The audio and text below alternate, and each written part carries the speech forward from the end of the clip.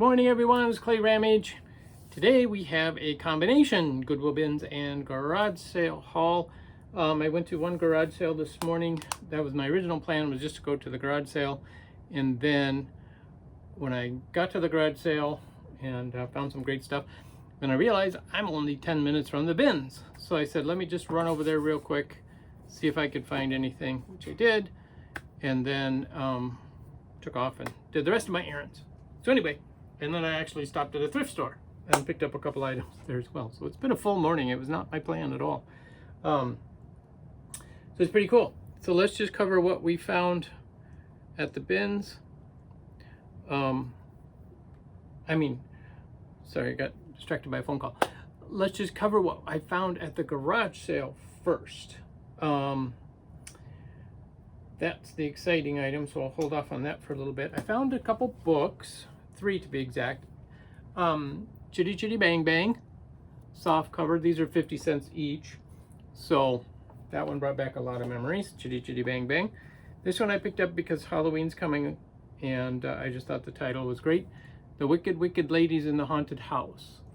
Again, these books are, $3 to $5. But those were 50 cents and hardcovers were $1. So I picked up the Journey to the Center of the Earth by Jules Verne.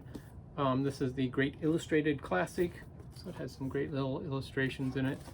A juvenile edition. So that was pretty cool.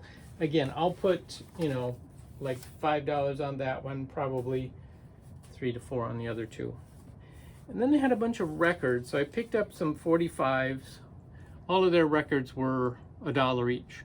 I probably overpaid, but this one is John Lennon, Woman, Yoko Ono, Beautiful Boys, 45. Billy Joel, Summer Highland Falls. They're all big name artists. This one is Air Supply, Sweet Dreams. This one is, I believe, to be the more valuable one, which is Pat Benatar. This is her Fire and Ice 45. This one, it looks like sells for like around $10 to $15. So that was pretty good. Diana Ross, Motown Records, and then Everly Brothers, Poor Jenny, and Wake Up Little Susie. There you go. And then I found some long playing albums, 3 of them. Steve Miller Band, Greatest Hits, 1974 to 78. Not a great seller, but great graphics on the cover. And then Styx, their Paradise record. And then this one, Run DMC, Raising Hell. This actually is sells for like $20 to $25. So this was a good score. And this came in different colors. This is the green and pink version. On this side it's the blue and orange. So it's kind of fun. So those were the records and the books that we got. I'll try not to knock stuff off.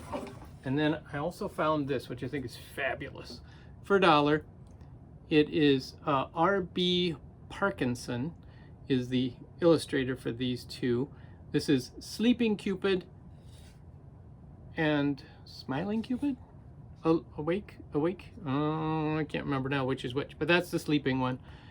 And this was Cupid also. But in this cute little frame, 2 glass images, which in the frame is, I believe, original. These are 2 glass sheets with the prints on the reverse side of it. So for $1, I couldn't pass that up.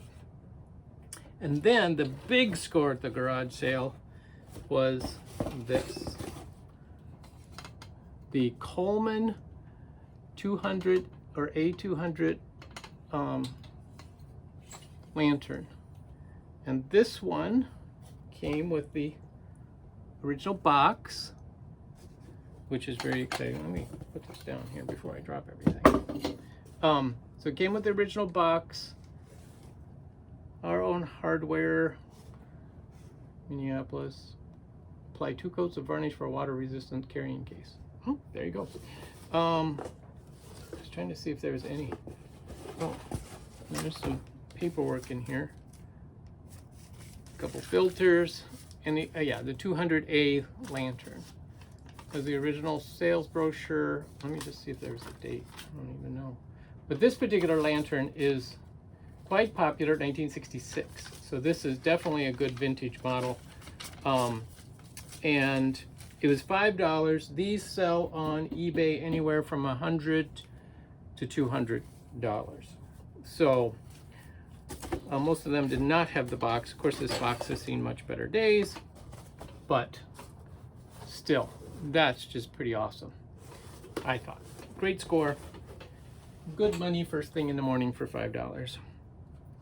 And then at the bins, I picked up 2 ornament figures from The Rescuers, the movie. These are Disney characters.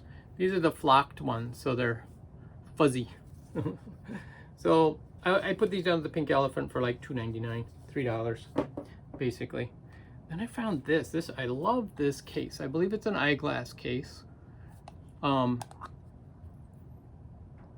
I just love the graphics on it, and especially for fall, this is just fabulous. I don't think there's a name on it either. I couldn't find one. But just a great case in great shape. So, sweet. Then I found this. This is for me personally. This is Department 56 sidewalk, brick sidewalk for street. And if you guys don't know, every year we do a large Christmas village, which I'll be filming again this year, because every year I do it in a different way. And I filmed last year when I set it up, so you can go back to my old videos and check that out and see that if you'd like. And then we'll do it again this year if you just want to wait till we get to do it this year. But the other thing, electronics are 99 cents at our bins. So these were 99 cents for the 2 of these. Don't really even know what they are, other than they're from Young World, distributed by Goodwin. That's interesting. Goodwin, as opposed to Goodwill. Goodwin division, Midland International. This device complies with all FCC rules, blah, blah, 1976. Wow, these are older than I thought they were. Cool, but I could not find anything comparable on eBay. So, I don't know anything about them, but I'm excited to push to talk. I'm excited to do some research and see what it's kind of like a Morse code kind of thing, it looks like. And then speaking of vintage electronics, saw this box, custom manufactured in the Philippines for Radio Shack. So this is a little portable radio, AM only. So that gives you some idea of its age. Probably 1980s. Flavor radios. It's got the original owner's manual here, which is exciting. I don't see any, I'm just looking for a date. So.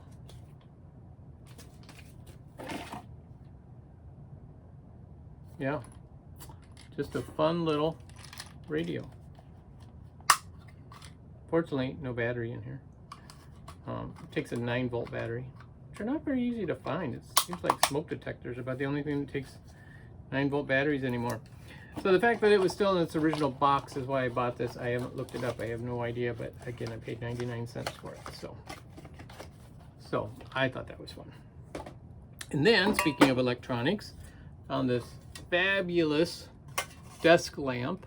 Look at this olive green color. It's almost a forest green. It's in between forest green and olive green, I would say.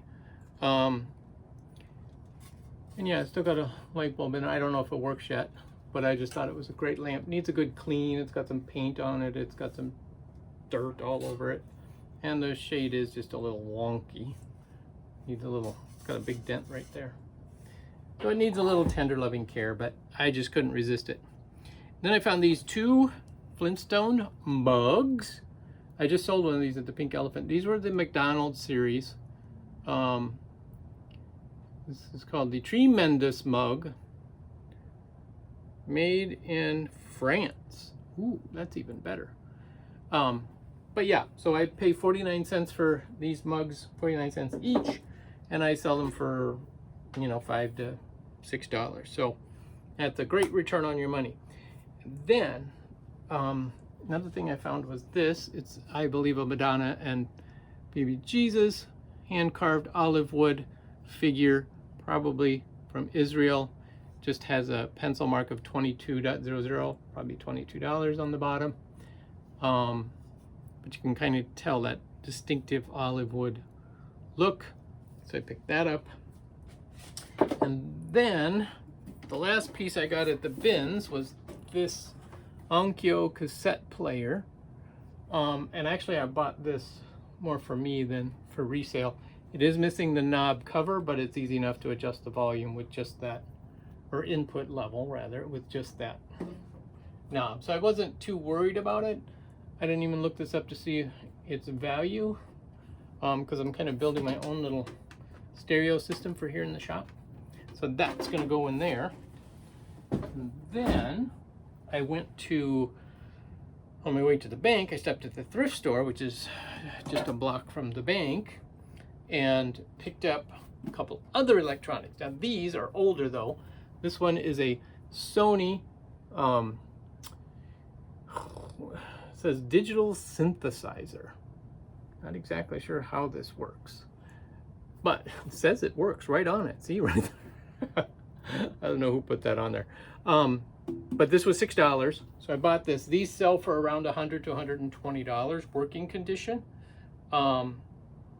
Date of manufacture. Stereo Barn, Pennsylvania. Yeah, this doesn't have a date on here as to when it was manufactured. Sometimes they do, sometimes they don't. But anyway, but the other exciting find is another piece of stereo equipment.